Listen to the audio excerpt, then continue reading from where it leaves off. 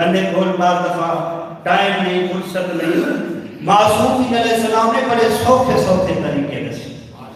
معصوم فرمایا اچھا وہ نہیں نہ کر سکتا، یہ مسجد نہیں بنوا سکتا، وہ ایک اور کام کر، مسجد چراغ تلنگویا حسینہ، بلند تلنگویا حسینہ۔ فرمایا کہ وہ بندہ مسجد دا چراغ یا بلند روشن سے کرے، رحمان اس کی قبر میں روشن کر چھوڑے۔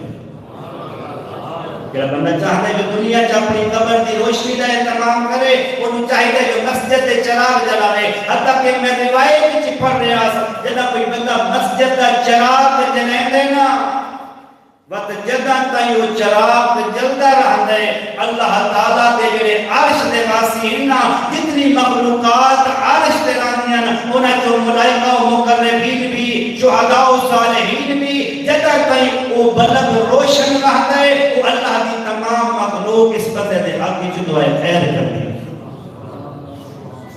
اور وقت فرمایا کوئی بندہ ایک رات بلد چلا، یہ حدیث بڑی بہترین شیخ صدوق علیہ رحمہ نے لکھی۔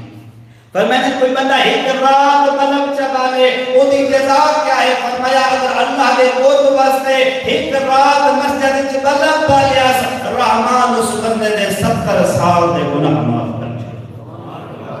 وقت فرمایا وہ کریم میں صرف 70 سال دے گناہ نہیں معاف کرتا، بلکہ اللہ ایک رات جڑا بلد بالیا وہ دے بدلے انہوں سال دی عبادت دا اجر و ثواب عطا۔ وقت فرمایا اگر وہ بندہ دوجے جھاڑے کی توفیق مل ساکے، دوسرے دن مسجد دا بلد روشن کرے، تیسرے دن روشن کرے، فرمایا جتنے دن وقت ویسی اللہ ہر رات دے بدلے انہوں انبیاء دی عبادت دا ثواب عطا کرتا۔ اور جب انداز دہاڑے ہو گئے اندر کوئی بندہ انداز دہاڑے مسجد دا چراغ روشن کرتا رہے، وقت معصوم فرمایا ثواب اتنا ہو گئے، اللہ فرمائے ہن ملائکہ تو آگے واسطی گل نہیں، میرے بندے دا ثواب جانے تو میں رحمان جانے۔ اور آخری میرا جملہ روایت دا کوئی بندہ 3 دن، کتنے دن؟